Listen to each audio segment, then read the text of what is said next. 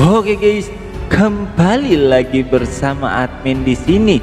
Tentunya di channel Sandek 45. Kali ini kita akan melanjutkan alur cerita dari Battletruk The Heaven Season 5 episode ke-169. Lah jadi nggak terasa ya guys, ya sekarang sudah ke-169. Tanpa banyak basa-basi, langsung aja kita lanjutkan cerita sebelumnya, di mana Xiaoyan berusaha mengulur waktu menghadapi 3 Raja Naga agar Jian bisa memulihkan kekuatannya. Dan akhirnya kita melihat Jian mampu memanggil pedang pembunuh naga yang membuat 3 Raja Naga tidak mampu untuk menghadapi penghakiman pedang pembunuh naga yang berada di tangan Jian sebagai Kaisar Naga. Dan setelah pertempuran internal suku naga Void kuno berhasil dimenangkan oleh kelompok Jian, di sini semua orang memulihkan diri. Begitu juga Xiaoyan yang telah terluka parah sedang berendam di tempat khusus hingga akhirnya dia menerobos ke Daoseng bintang 2. Cerita pun berlanjut. Ketika Xiaoyan masih menggantung di udara sambil memahami penerobosannya ke Daoseng bintang 2, tiba-tiba Jian datang sambil melempar sepotong daging yang tepat mengenai kepala Xiaoyan. Ternyata Jian menanyakan kenapa dalam pertarungan Xiaoyan menghancurkan banyak bangunan. Dan di sini mereka seperti bernostalgia karena telah cukup lama tidak bertemu. King Lin, Xiao Yishan, dan Yao Ming yang melihat ini hanya bengong menyadari jika Xiaoyan ternyata sangat dekat dengan Jian yang mereka kenal sebagai Kaisar Naga. Beberapa saat kemudian kita dibawa ke sebuah tempat di mana di sana mereka semua berkumpul. Terlihat jika Xiaoyan sedang membaca surat yang dikirim oleh ketua aliansi. Siapa lagi kalau bukan Yao Lou. Di sini Yao Lou meminta Xiaoyan agar segera kembali ke Paviliun Bintang Jatuh secepatnya. Xiaoyan pun menyadari pasti ada sesuatu yang tidak beres di Paviliun Bintang Jatuh. Xiao Yishan pun bertanya kepada Xiaoyan, apakah hal ini ada kaitannya dengan aula jiwa? Xiaoyan langsung berkata, jika mereka telah pergi terlalu lama, jadi mereka harus segera kembali saat ini juga. Yao Ming yang mendengar itu segera menawarkan diri untuk menemani Xiaoyan. Namun Xiaoyan yang merasa jika Yao Ming sudah terlalu banyak membantu dirinya, jadi kali ini dia hanya meminta Yao Ming kembali ke suku Piton 9 Tanah agar bisa menjaga Medusa yang masih berkultivasi di 9 mata air yang tenang. Yao Ming pun mengingatkan Xiaoyan atas kekuatan aula jiwa. Namun Jian langsung berkata, jika mereka tidak perlu terlalu khawatir, semua akan baik-baik saja. Karena kali ini dia sendiri yang akan menemani kelompok Xiaoyan. Namun di sisi lain, Tetua Zuli meminta agar Kaisar Naga tidak pergi kemana-mana. Bagaimanapun, mereka baru saja mengalami pertempuran besar melawan 3 pulau naga. Namun Jian menegaskan jika mereka tidak perlu banyak bicara karena Xiaoyan telah banyak membantu mereka. Bahkan Jian bertanya, jika Xiaoyan dalam masalah, apakah suku naga akan diam saja? Tetua Zuli yang mendengar itu hanya bisa terdiam. Jian pun menjelaskan jika saat ini 3 Raja Naga telah terluka parah. Bahkan sebagian besar telah menyerah. Apalagi sekarang tetua pertama dan kedua Pulau Naga Timur telah kembali. jadi mereka tidak perlu terlalu khawatir.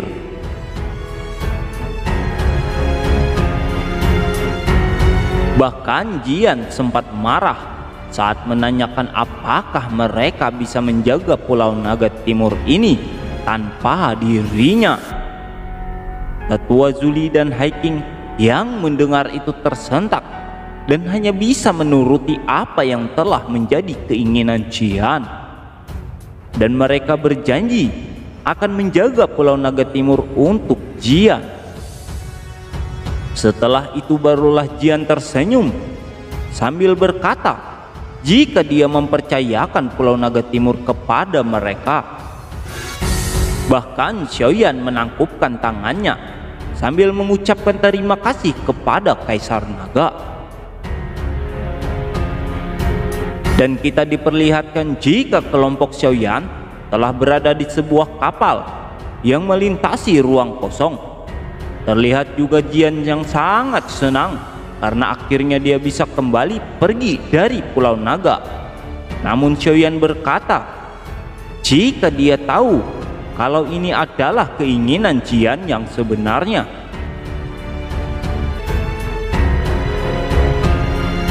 Jian pun menanyakan apakah Xiaoyan keberatan. Namun Xiaoyan hanya berkata jika dia tidak berani untuk itu. Di jalur ruang kosong ini kelompok Xiaoyan melihat jalur ke kota Jinle. Dan mereka akhirnya masuk ke kota Jinle. Xiaoyan mengingatkan mereka jika buah-buahan di kota Jinle sangat enak. Hal ini membuat Jian dan King Lin sangat senang. Namun tidak untuk Xiao Yishan. Xiao Yishan dia merasakan jika ada sesuatu yang tidak beres di kota Jinle ini. Setelah mereka mendarat ke permukaan, mereka melihat jika kota Jinle sudah porak-poranda. Bahkan mereka menemui banyak korban yang sudah tak bernyawa. Tiba-tiba ada beberapa prajurit menyerang kelompok Xiaoyan secara tiba-tiba. Namun kelompok itu berhasil ditahan dengan mudah oleh Xiao Yishan. Para prajurit yang sudah ditahan itu berkata jika para prajurit bisa dihabisi namun tidak untuk dipermalukan. Di sini Xiao Yishan pun mengenali mereka jika mereka adalah prajurit aliansi Papiliun Bintang Jatuh. Saat itu juga Xiao Yishan melepaskan mereka semua. Dan para prajurit itu langsung mengenali jika orang yang berada di depan mereka adalah Xiaoyan, pemimpin muda aliansi dari Papiliun Bintang Jatuh. Mereka pun langsung memberi hormat kepada Xiaoyan. Namun Xiaoyan yang memang baik hati meminta jika mereka tidak perlu melakukan hal ini kepadanya. Dan salah satu prajurit langsung berkata jika kehancuran kota Jinle adalah ulah dari aula jiwa. Cerita pun berpindah ke Papiliun Bintang Jatuh. Terlihat jika Tang Zhen sebagai tetua lembah 3000 api yang terbakar sangat marah ketika mengetahui jika sebagian kota kekuasaan aliansi mereka telah dihancurkan oleh aula jiwa. Namun di tengah pertemuan para tokoh penting itu, tiba-tiba mereka dikejutkan dengan kedatangan murid Papiliun Bintang Jatuh yang melaporkan jika ada kabar buruk. Mendengar itu, Peng Zunzi dan Tang Zhen pun meledakkan doki mereka sambil bertanya apakah ada serangan. Ternyata murid Papiliun itu melaporkan jika Tuan Putri Xiao Xiao sedang bertarung dengan seseorang. Yolo yang mendengar itu membuatnya terkejut dan segera keluar. Di sini Yolo berteriak meminta mereka untuk berhenti. Namun setelah Yolo melihat dan merasa jika dia seperti mengenal sosok yang sedang bertengkar dengan Xiao Xiao ini. Yao Lao sungguh kaget dan bertanya-tanya siapa gadis muda ini. Namun di sini Yao Lao belum bisa mengingatnya, bahkan Feng Zunzi kebingungan dengan apa yang telah terjadi di antara mereka. Namun dengan cepat kelompok Xiaoyan akhirnya muncul sambil memanggil nama Jian untuk tidak membuat keributan.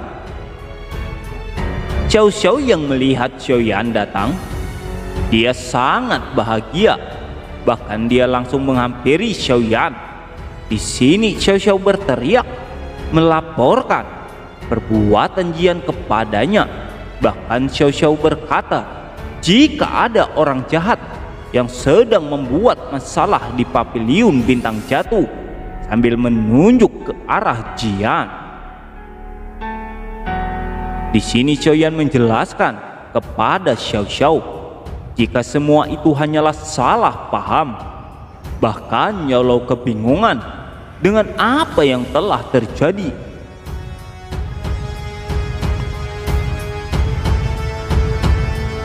Bahkan Yao Lao kebingungan dengan apa yang telah terjadi.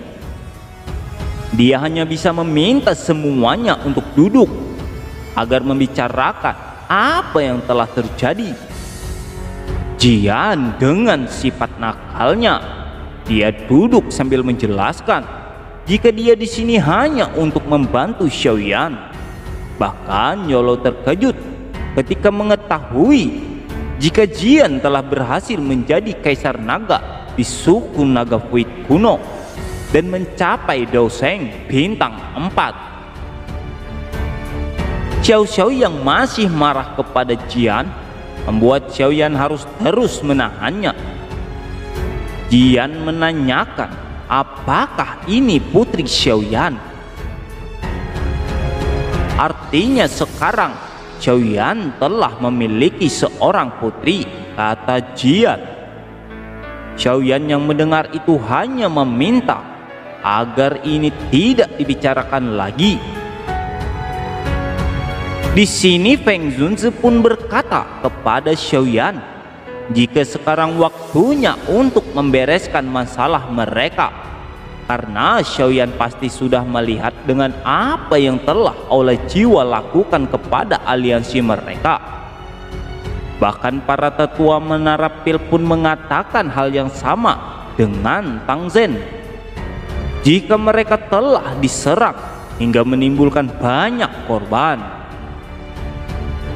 Akhirnya Yao Lao pun angkat bicara, jika mereka jangan sampai lupa bahwa tujuan utama aula jiwa adalah untuk memurnikan api teratai iblis.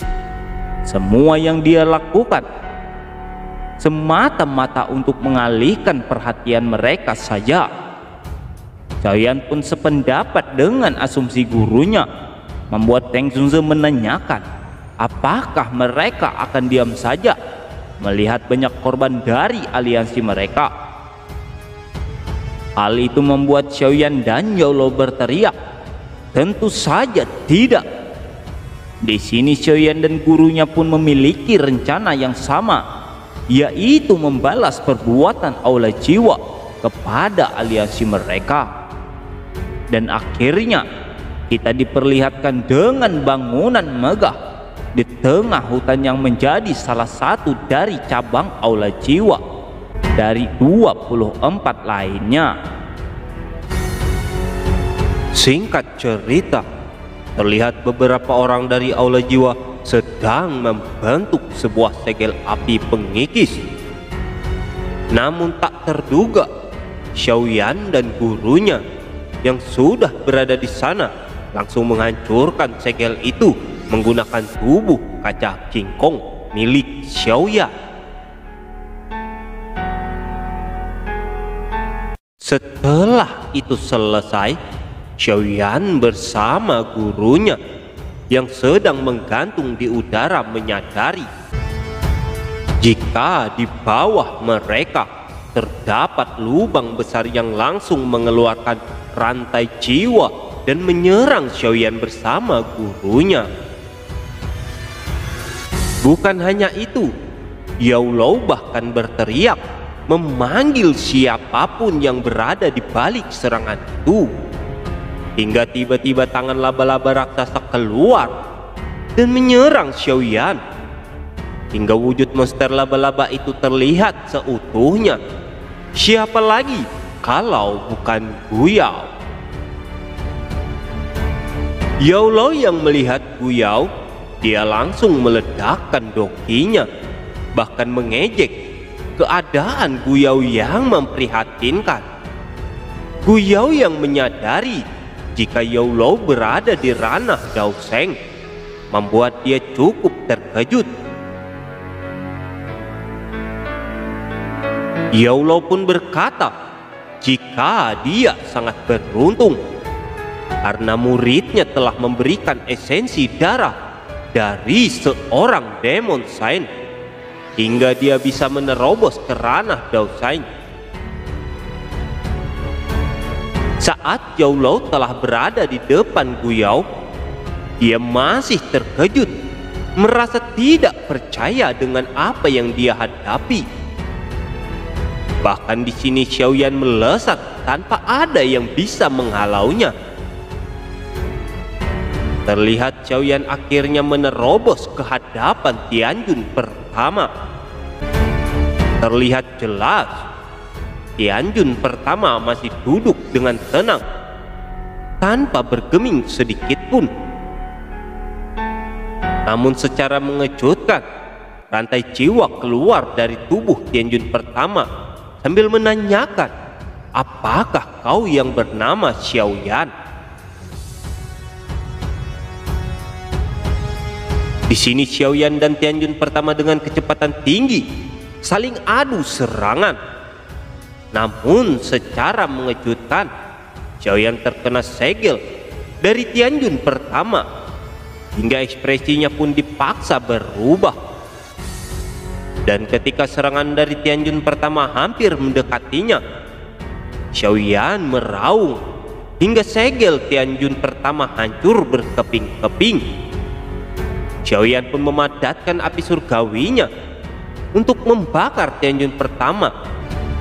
Namun di sini sekali lagi Xiaoyan dibuat terkejut saat Tianjun pertama meledakkan energi yang padat akan niat membunuh yang pekat. Hal ini memaksa Xiaoyan harus mengaktifkan simbol klan Xiaonya, lalu menghadu pukulan dengan teknik dari Tianjun pertama.